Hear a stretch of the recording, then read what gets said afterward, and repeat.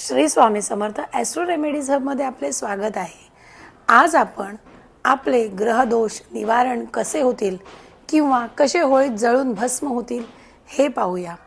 सर्वप्रथम आपल्याला होळीपासून 40 दिवस बजरंग बाणचा पाठ करायचा आहे, त्यामुळे आपल्या इच्छित मनोकामना पूर्ण होतील। दुसरा उपाय आपण पाहणार आहोत ते म्हणजे राहू, केतू किंवा शनीसारखे पापग्रह चांगले होण्यासाठी।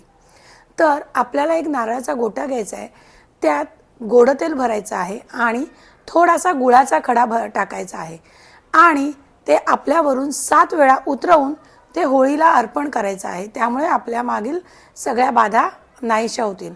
त्याचप्रमाणे तिसरा उपाय, होळीची राख आपल्या संपूर्ण अंगाला लावून नंतर स्नान करायचं आहे। त्यामुळे आपल्या आयुष्यातील अडीअडचणी दूर होतील आणि सगळी संकटे नाहीशी होतील। धन्यवाद।